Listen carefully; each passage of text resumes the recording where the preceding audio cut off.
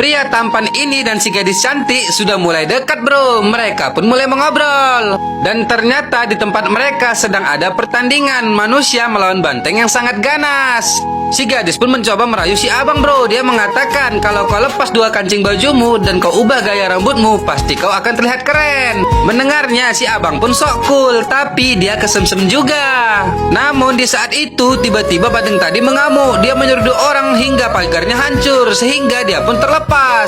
Ternyata banteng itu berlari mengarah ke si gadis bro. Melihatnya si abang pun terkejut. Dengan cepat dia langsung menggendong si gadis hingga terlepas dari tandukan banteng itu bro. Akan tetapi setelah itu mereka berdua malah saling berpandangan karena sama-sama suka tapi malu-malu kucing. Ahai.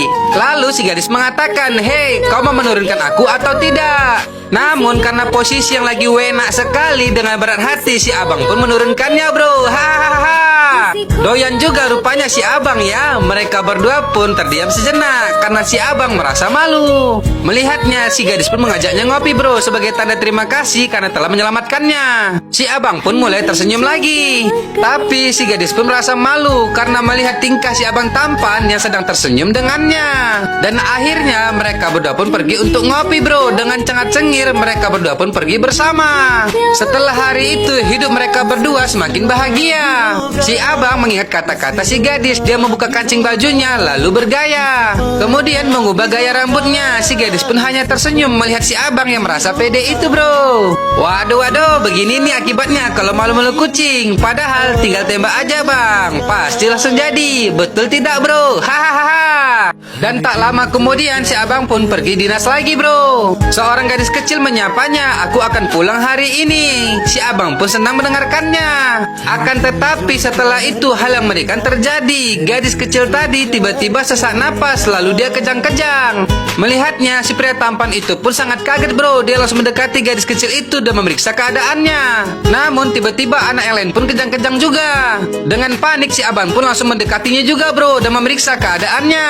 Dan karena merasa ada yang aneh, dia pun memeriksa infus itu. Setelah memeriksanya, si abang pun sangat terkejut. Lalu dia menyuruh untuk segera melepaskan infus semua orang. Setelah itu dia mendatangi sang dekan dan mengatakan, "Ini infus palsu pak, kenapa diberikan kepada mereka? Dari mana datangnya ini?" Tetapi mendengarkan semua pertanyaannya, sang dekan pun menyuruhnya tenang lalu mengajaknya berbicara bro. "Jangan besar-besarkan masalah ini. Apakah kau tahu ini milik siapa? Ini adalah miliknya guru. Lupakanlah kejadian ini, kalau tidak semuanya dalam bahaya." Tiba-tiba seorang dokter mengatakan banyak pasien yang meninggal. Akan tetapi tiba-tiba ibu si anak tadi menangis karena si anak tidak bergerak lagi. Dengan cepat si abang mendekatinya dan memeriksanya, tetapi dia sangat terkejut bro. Ternyata anak gadis itu pun telah meninggal juga. Sang dekan pun hanya bengong melihatnya. Lalu dengan perasaan yang hancur si abang melihat Pak Dekan lalu mengatakan, "Lihat ini pak, apakah kita akan diam saja setelah melihat mereka meninggal? Dan masih banyak lagi yang meninggal di sana pak. Apakah kita akan tetap diam? Para penjara itu telah menghilangkan banyak nyawa orang pak." Sang dekan pun hanya terdiam bro. Tetapi kita tak boleh marah. Kita ini seorang dokter kan. Dokter adalah simbol cinta dan kebaikan untuk semua orang. Tapi kalau begini aku tak mau lagi menjadi seorang dokter, sambil membuang bajunya bro. Sang dekan pun berusaha menenangkannya. Namun amarah si abang sudah sampai puncaknya.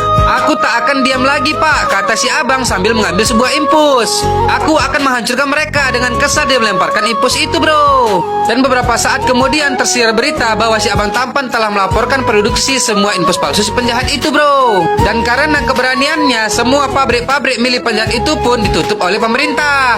Sehingga berita itu pun menjadi heboh bro. Karena selama ini belum ada yang berani melawan para penjahat itu selain si abang tampan. Wadidaw, sangat keren si abang tampan ini bro. Hahaha.